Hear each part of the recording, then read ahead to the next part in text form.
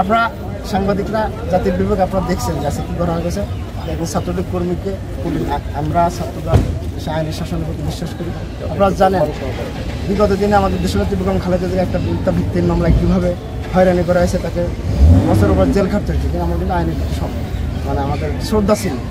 আজকেও আমরা তাকে আমাদের কর্মীরা আটক করার পরে সাথে সাথে ব্যবসায়ী থানাকে অবহিত ব্যবসায়ী থেকে ফোর্স পাঠায়, তাদের কাছে গিয়ে আমরা হস্তান্তর করার পরে আপনারা দেখছেন কারা সেখানে উপস্থিত ছিল, কারা ছাত্রলীগকে পুনর্বাসন করার চেষ্টা করছে, আপনারা নিজেরা দেখছেন। সুতরাং তাদেরকে আমরা বলতে চাই এই শান্তিপূর্ণ ক্যাম্পাস এটা 5 তারিখের আগ পর্যন্ত ছাত্রলীগের আতুরঘর ছিল, অবহেলনের সঙ্গে শিক্ষার কোনো পরিবেশ ছিল না।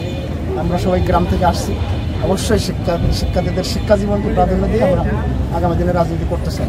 এখানে ছাত্রলীগকে যারাই করলে ভালো হতো, তারা আপনাদের এখানে ছাত্র শিবিরের সেক্রেটারির দায়িত্বশীল নেতৃবৃন্দ ছিল এবং বৈষম্য বিরোধী ছাত্র আন্দোলনের সদস্য সচিব আহাদ সেও ছিল। এই গুটি কয়েক তারা তাদের দাবিটি তারা ছাত্রলীগকে পুনর্বাসন করতে চায় কিংবা তারা তাকে ছাড়াই নিতে চায়, তাকে থানায় রেখে দেবে না, আইনকে তারা সহযোগিতা করতে চায় না। ওই ছেলের বিরুদ্ধে অভিযোগ কি?